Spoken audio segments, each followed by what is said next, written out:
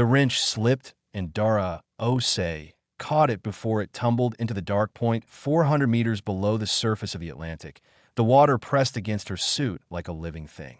The collapsed drilling rig groaned somewhere beneath her. She had 3 bolts left to cut before the whole section could be dragged to the surface barge above. Her oxygen was at 60%. Her hands were steady. She worked the cutter along the second bolt and felt it give. Osei. Director Oru's voice came through her earpiece, calm the way he got when something was not calm at all. Surface. Now. She cut the 3rd bolt. 2 minutes. I said now, Dura. She looked at the last bolt. She cut anyway. Then she began her ascent. That be why the time she climbed onto the barge and pulled her helmet off, the sky above the Atlantic was turning orange. Oru was on the video screen, bolted to the deck housing. He looked like he had not slept. Earth just received a formal contract offer, he said, from the Galactic Cooperative. Dara wrung water from her braid. They don't talk to us. They do now. She looked at him for a long moment. 30 years of silence. 30 years of alien ships crossing Earth's sky without stopping, without signaling, without caring.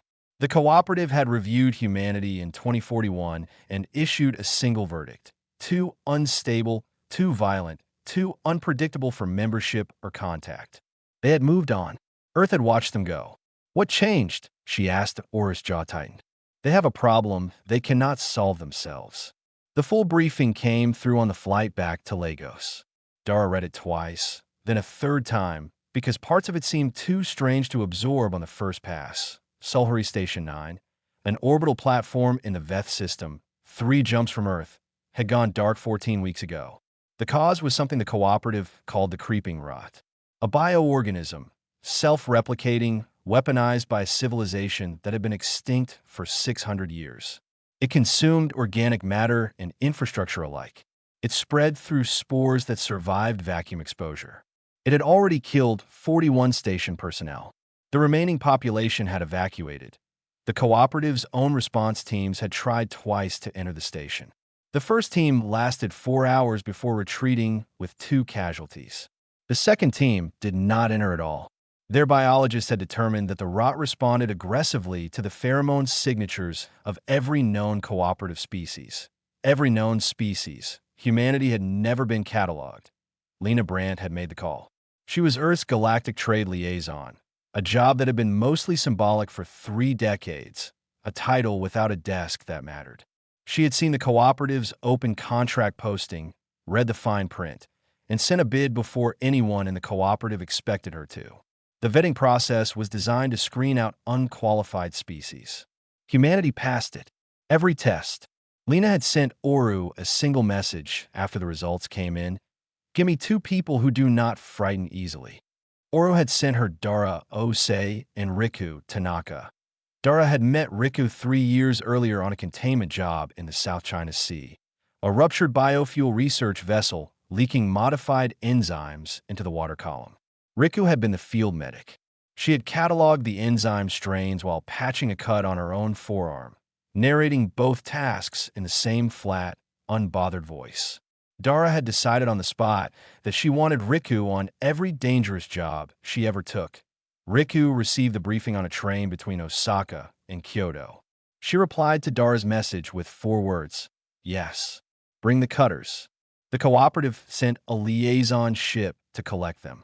It arrived over the Indian Ocean, massive and pale against the blue, and lowered a shuttle that landed at the edge of a dried lake bed outside Nairobi. Dara and Riku walked across the cracked earth and boarded it without ceremony. The Ithori crew did not greet them. The Ithori were tall, feathered along the neck and arms, with large amber eyes that tracked movement the way a bird of prey did. The crew stood at the far end of the shuttle bay and watched the 2 humans climb aboard with expressions Dara could not fully read. Unease, maybe. The particular stillness of a species that was not used to being uncertain. One of them stepped forward. He was younger than the others, his feathers a paler gray. He introduced himself as Skrull. He said he'd been assigned to observe the human contractors during the operation and report to the council. Observe, Rika said. Like a study, like a record, Skrull said carefully. Rika nodded. Fina, try to keep up. Skrull said nothing. But his eyes moved to the equipment cases the humans had brought aboard, the heavy, dented, salt-corroded cases that looked nothing like cooperative standard issue. His feathers shifted slightly at his collar. Dara had worked with enough people to recognize the look. He was recalibrating. Good, she thought. Better to start honest. The shuttle sealed and lifted. Below them, Earth turned slowly in the dark. A planet the galaxy had written off as too rough, too wild, too much trouble to bother with. Nobody had asked what trouble could do when it had something to prove. The shuttle docked with a sound like a fist hitting metal. Sulhuri Station 9 sat in high orbit above a pale green gas giant, and from the outside it looked almost normal, a long hexagonal structure with docking rings and observation bays, the kind of industrial platform that could exist in any system. Only the dark told the truth. No running lights. No heat signatures from the inhabited sections. No movement on any deck. The Ithori escort, 6 soldiers in sealed suits, stopped at the inner airlock. Their senior officer spoke to Skrull in clipped tones. Skrull translated without looking at the humans. They will hold position at the dock. The interior is too compromised for cooperative personnel. So they're staying on the shuttle, Rikus said. Yes. Good. Less to manage. She checked the seal on her sample case and stepped through the airlock. Dara followed. After a pause that lasted 3 full seconds, Skrull followed too. The station interior was dark except for the emergency strips along the floor, which glowed a weak amber. The air recyclers were still running. The station's automated systems were intact, but the air that moved through the corridors had a smell to it. Vet. Old. Like something biological that had settled in and made itself comfortable. The rot was everywhere. It covered the walls in thick, pale growths that looked almost like coral but breathed, slow, rhythmic expansions and contractions, as if the whole mass was sleeping. Threads of it stretched across corridor junctions like webbing. The floor was clear in the center of each hallway, but the edges were consumed. It pulsed faintly when their lights passed over it. Skrull stopped walking. His hand went to the wall, not touching it, hovering 2 centimeters away. Dara kept moving. Don't stop in the middle of the corridor, she said. Keep to the center line and keep your arms in. What is it doing? Skrull asked. His voice was controlled, but only just. Growing, Riku said, already crouching near a large mass on the wall, her scanner running. It's been undisturbed for 14 weeks. Comfortable. She tilted the scanner. Interesting. It's denser near the ventilation junctions. It's using the airflow to spread spores. She made a note. Smart for something without a brain. Skrull, watch her work. You are not concerned. I'm very concerned, Rika said. Concern is useful. Panic is not. She capped her first sample container and started on a second. On Earth, we had something called the Congo bloom in 2031. Class for necrotic spread. Similar growth patterns, different trigger mechanism. Took 18 days to contain. She glanced up. This looks slower. The cooperative's biologists estimated containment was impossible.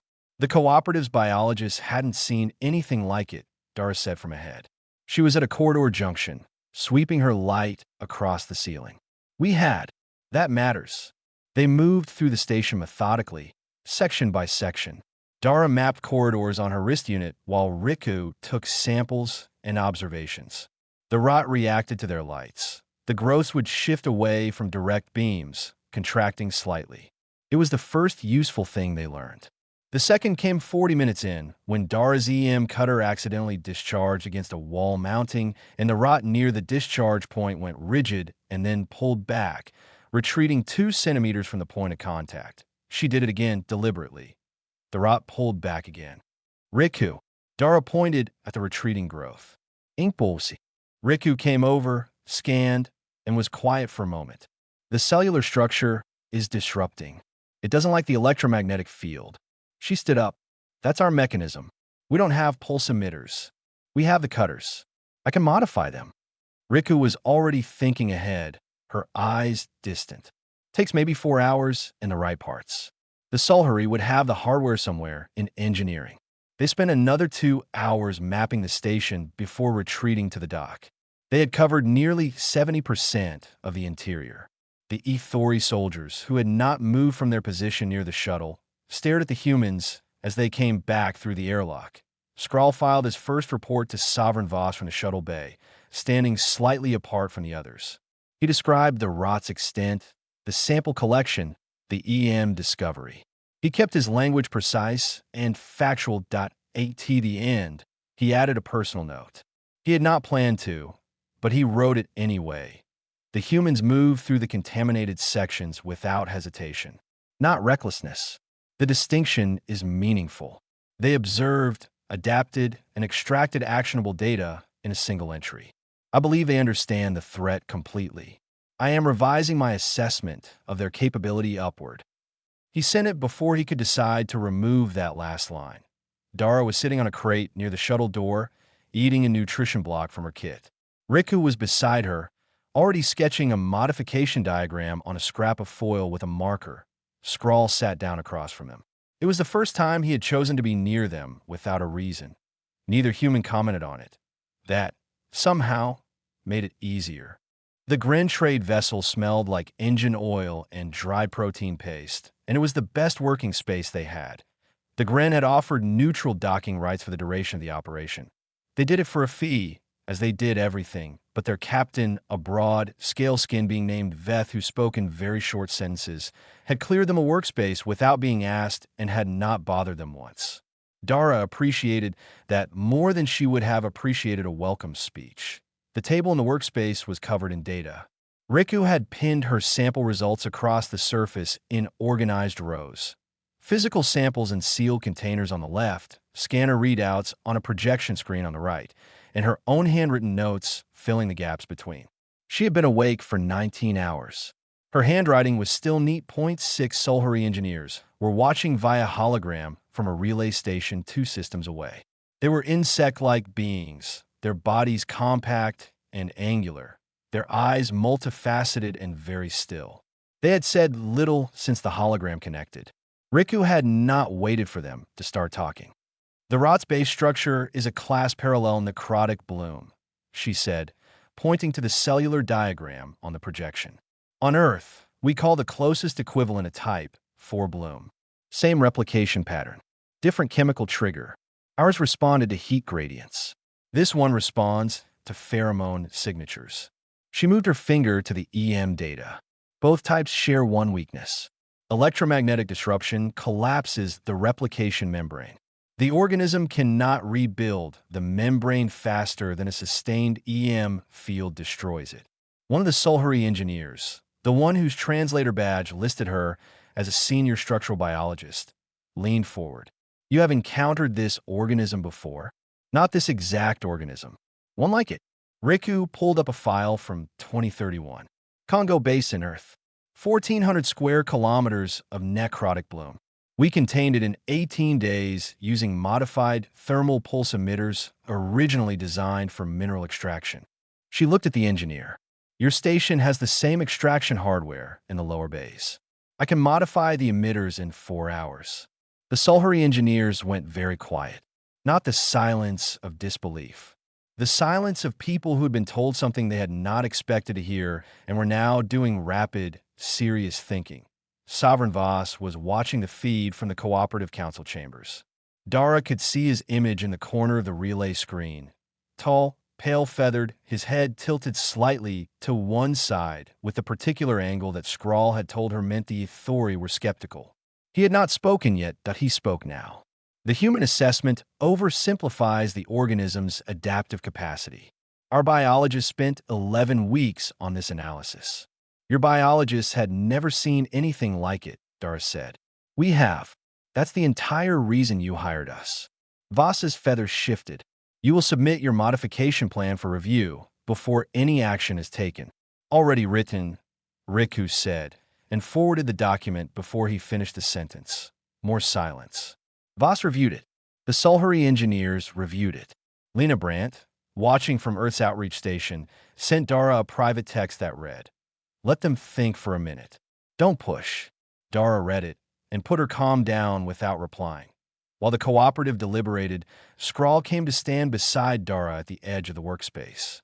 He had developed a habit of doing this, positioning himself near her without quite joining whatever she was doing, like he was learning something and didn't want to interrupt the lesson. "Can I ask you something?" he said. "Go ahead. How does a planet produce people who are comfortable in places like that station?" Dara thought about it for a moment, not because the answer was hard, but because she wanted to give him the honest one instead of the short one. "Earth isn't comfortable," she said. "It never was. Deep ocean, volcanic zones, disease, extreme weather, predators that could kill you before you saw them. For most of human history, most people died young, and the ones who didn't had learned something about how to stay alive in bad conditions." She looked at the sample containers on the table. "After a few thousand years of that, you don't scare the same way other species do. You've already seen worse." Skrull was quiet for a while. The cooperative considered that a liability. "I know. They were wrong. I know that too." Captain Veth appeared in the doorway of the workspace. He said nothing. He just looked at Dara with his flat, copper-colored eyes for a moment, then said, "I am not betting against your species again," and left. The formal review from Sovereign Voss came through 40 minutes later. The modification plan was approved. One line of the approval notice had been added by hand, and then partially deleted. Dara could still see the ghost of the text beneath the redaction. "Proceed under full observation." Voss had crossed out the word "under" and replaced it with. A small change, but she noticed it. Riku was already in the lower bay, pulling the extraction emitters apart with the focused expression of someone who had been waiting to get her hands on them for hours. The Solhuri engineers were feeding her the station schematics in real time. Dur put on her work gloves and went to help. 6 more humans arrived on the second contract shuttle. They came from different places: a volcanic response team from Iceland, a biohazard containment unit from Sao Paulo, a pair of deep tunnel engineers from the Kazakh mining zones.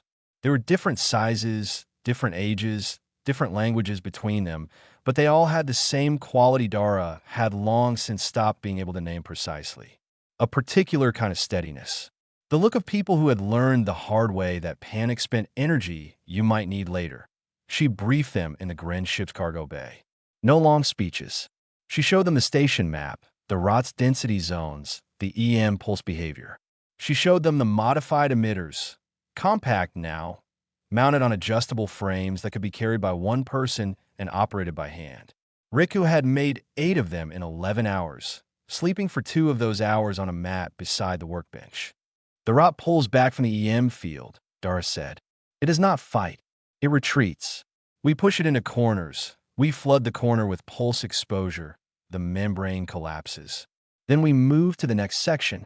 She looked around the group. "Keep to the center of corridors. No one goes alone. If a bloom bursts near you, you get clear and you tell me. We do not rush." Everyone nodded. No questions. Skrull was standing at the edge of the group. He had come over from the shuttle without being asked, without being invited. He said nothing, but when Dara picked up her emitter and walked toward the station airlock, he picked up one of the spare equipment cases and followed. Nobody told him he couldn't. The station received them differently the second time. Dara could not have explained why. The rot was the same, the smell was the same, the amber floor lights and the dark ceiling were the same. But the team moved through the corridors with a different weight now. 8 humans and 1 Ithori, working in pairs, sweeping section by section from the outer ring inward. The rot responded as the data predicted. The EM fields drove it back from walls and ceilings in slow, grudging waves.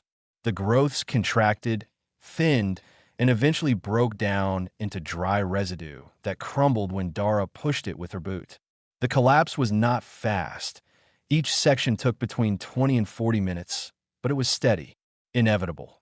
The trouble came in Corridor 7 of the inner ring that a pressure pocket had built up in one of the larger bloom clusters near a ventilation junction, rot filling a sealed space until the gas pressure inside exceeded the structural limit of the growth membrane. When Riku's emitter hit it, the pocket ruptured. The burst was fast and wet, and 2 members of the team caught the edge of it. Neither went down. Marta, from the Sao Paulo unit, took a face shield hit and lost visibility for 10 seconds before wiping it clear. Dev, one of the Kazakh engineers, took a small amount of spore contact on his lower sleeve, suit integrity held, no skin exposure. Rika had them both checked, and cleared in 4 minutes. They kept working. Skrull had been 3 meters away when the pocket ruptured. He had gone very still, not frozen, just still in the specific way of someone who had braced for something worse and was recalibrating. He looked at Dev, then at Marta, watching them return to work. "They're all right," he said. Not a question. More like he was confirming it to himself. "They're fine," Dara said. "Come on." By hour 6, they had pushed the rot back to a single sealed sector, the station's old medical bay in the deepest section of the inner core. The rest of the station was clear. Dry residue on the walls, ventilation cycling clean, emergency lights burning steady. Every other section was done. The cooperative's live observation feed had been running the entire time. Dara had mostly forgotten about it. When she checked her comm during the break before the final sector, she had 17 messages from Lena Brandt and one from Director Oru that said simply, "The council feed has not cut away once." Sovereign Voss sent a formal status request, a standard check-in, professionally worded. But Skrull, who saw the transmission headers, told Dara quietly that Voss had sent it manually, not through automated systems. He had been watching the whole time and wanted a direct reply. Dara wrote back, 6 sections clear, 1 remaining. Proceeding now. She sealed the comm and looked at the door to the medical bay. The sensor showed it was the densest concentration of rot on the entire station. 14 weeks of undisturbed growth in a sealed, warm, humid space. Whatever was in there had been growing since the evacuation. Riku came to stand beside her. She had her emitter in both hands, her sample kit on her back. She looked at the door and then at Dara. "Well," she said, "it's the last one." "It is," Dara said. Riku reached out and keyed the door to IT opened. The rot inside was thick enough to block the light, and somewhere inside it, very faintly, a life sign monitor was still beeping. The life sign monitor beeped once every 4 seconds. Riku pushed her scanner through the doorway without stepping in.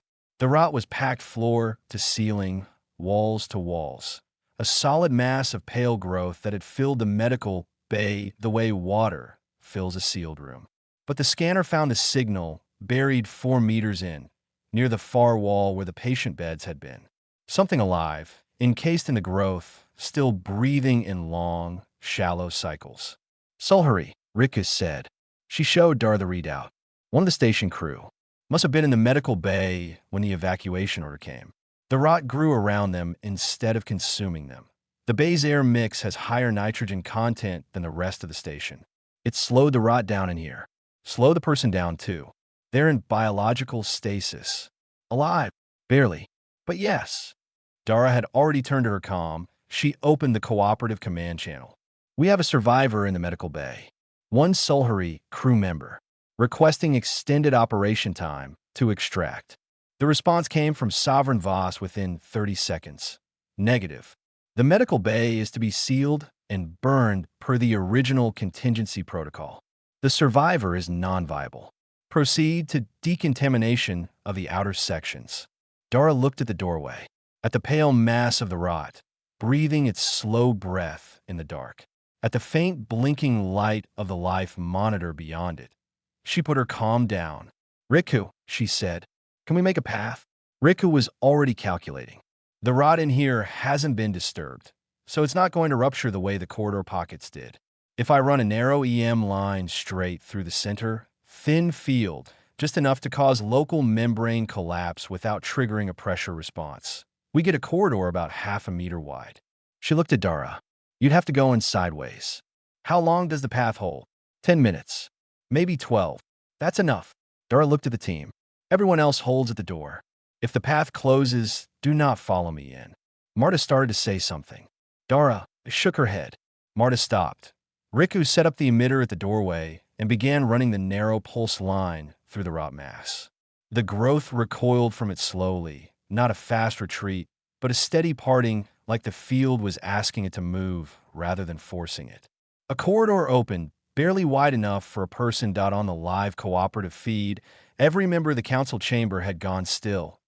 Dara went in sideways, the rot pressed against her suit on both sides.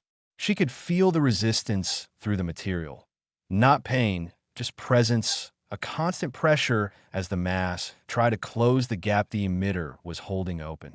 She kept moving. For meters felt like 40. The bioluminescence of the rot cast a faint, sickly light that made the whole mass glow. She found the Solhari crew member cocooned against the far wall. The growth had sealed around them completely. Only the suit and the monitoring equipment beneath it had kept them alive. Dara worked fast, cutting the rot-free section by section with her EM cutter on its narrowest setting. The growth fell away in dry pieces. Underneath it was a small figure in a station suit, eyes closed, chest moving in slow time. Alive, Dara got one arm under the survivor and moved back the way she had come. She came out of the doorway 2 minutes before Riku said the path would close. The team caught her at the threshold, and Riku was already checking the survivor's vitals before they were fully clear. The council feed had not cut away. In the observation gallery of the cooperative's headquarters, hundreds of officials from dozens of species watched a human carry a Solhari crew member out of a room that should have been a tomb. Nobody spoke. Sovereign Voss opened a formal channel to Dara. He began a prepared statement about protocol violation and unauthorized deviation from the contingency order. He was 3 sentences in when Lena Brandt's voice cut across the channel from Earth. Sovereign Voss, Lena said, with the particular tone of a diplomat who was being very polite while saying something very pointed. You may want to consider the optics of formally reprimanding the person who just saved a Solhari life on a live cooperative wide feed. Silence. The survivor is breathing. Riku said into the open channel. Stable. Needs immediate medical transfer, but will recover. More silence. The reprimand was never completed. The channel closed. No further official communication came for the next 6 hours, which Dara took to mean that somewhere in the cooperative's headquarters, a large number of very important beings were having a very difficult conversation. The survivor was transferred to a Solhari medical vessel that arrived within the hour. As the med team moved them aboard, one of the Solhari engineers from the hologram briefing, the senior biologist, made direct contact with Dara's comm, no translator text. Just 2 words in raw Solhari script, which Skrull translated quietly beside her. Thank you, he said. Dara nodded once. Then she went back into the medical bay to finish the decontamination. There was still work to do. The station passed its clean certification 6 weeks later. Every section, every corridor, every ventilation junction. The cooperative's own inspectors ran the checks twice because the first results seemed too complete. The rot was gone, not dormant, not suppressed, but entirely eliminated. The Solhari engineering teams were already drawing up plans to reactivate the station by the end of the cycle. The financial settlement had been processed and deposited to Earth's outreach account the same morning. It was a significant sum. Lena Brandt had also quietly negotiated 2 further contracts during the operation period: a volcanic zone hazard survey in the Veth system and a structural assessment of 2 cooperative platforms in disputed transit space. Both were waiting for crews. There was more work to come. That was the thing nobody had expected to say. The Cooperative Council called a formal session, and nobody outside the chamber knew the agenda ahead of time. The species representatives filled their seats, and Sovereign Voss stood at the head of the floor and spoke in the measured, official tones he used when he had decided what he was going to say and was not going to be moved from a .Earth status he announced was being formally revised. From unaffiliated, unstable to provisional member, extraordinary circumstance. It was not full membership. It came with conditions and review periods and a long list of formal qualifications still to be met. The politics of it were complicated, and the cooperative's charter had required 3 separate amendments to make even provisional status possible. Several species representatives voted against it. Some of those who voted for it did so without enthusiasm. But the door was open. For the first time in 30 years, it was open. Lena Brandt received the official notification at her desk at the outreach station and sat with it for a long time before forwarding it to Director Oru. She had spent 3 decades maintaining a title that meant almost nothing, holding a post that everyone in the cooperative treated as a formality. She had sent the contract bid because it was the right move, not because she thought it would lead anywhere. Now she was reading a document that used the word member next to Earth's designation, and she could not entirely make the feeling in her chest settle into something nameable. She forwarded it to Oru. He forwarded it to Dara. Dara read it at 40 meters below the surface of the North Atlantic, on a new salvage job off the Icelandic coast. She had to come up to a shelf outcrop to get the signal to load clearly. The notification opened. She read it twice. Then she sent back 3 words, "Good. Next contract." Aura laughed for the first time in weeks. Rico had already moved on in her own way. She was writing a joint paper with the Sulhuri senior biologist, the one who had gone quiet in the hologram briefing, the one who had eventually fed them station schematics in real time during the sweep. The paper concerned the parallel evolution of necrotic organisms across unconnected biospheres and what that suggested about conditions for complex biological growth. The Sulhuri biologist was rigorous and precise and had begun sending Riku detailed notes at odd hours. Riku sent detailed notes back at equally odd hours. It was, Dara thought, the beginning of something important. Skrull submitted his transfer request to the Cooperative Human Liaison Program the day after the council session. His application was brief, 1 page, formal language, proper structure. The reasons section had a single sentence. I want to understand how they think. His supervisor approved it in under an hour, which for Ithori bureaucracy was essentially immediate on his last evening aboard the relay station before his transfer departed. Skrull found Dara's comm signature still active on the network and sent her a short message. He said he had filed his final observation report. He said it had been the most unusual assignment of his career. He said he was not sure how to properly express the thing he wanted to say because his language did not have a clean equivalent for the concept, but that the closest translation was, "I am glad I followed you through the door." Dara wrote back, "You were useful in there. That's what counts." For Skrull, that was better than most formal commendations he had received. Sovereign Voss held a side meeting after the council session in a small office with no feed running.